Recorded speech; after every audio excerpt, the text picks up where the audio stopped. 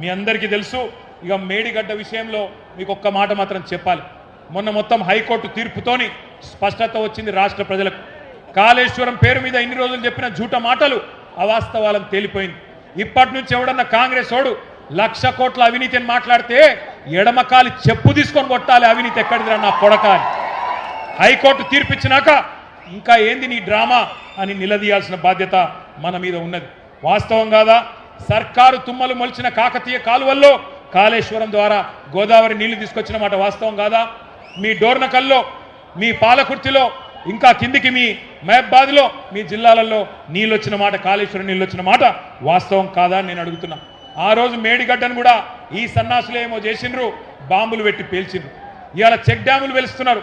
మన హుజూరాబాద్లో మొన్ననే ఒక చెక్ డ్యామ్ పేల్చిండ్రు. ఎవడన్నా బుద్ధున్నోడు పొలాలకు రైతులకు నీళ్ళు ఇచ్చే చెక్ డ్యామ్లను పేల్చేస్తారా? ఒక గంత నీచమైన పని. బాంబులు పెట్టుడు, చెడగొట్టుడు, పేల్చుడు, ఇవి తప్ప కాళ్ళల్లో కట్టెపెట్టుడు తప్ప వీళ్ళకు మాత్రం తెలివి లేదు.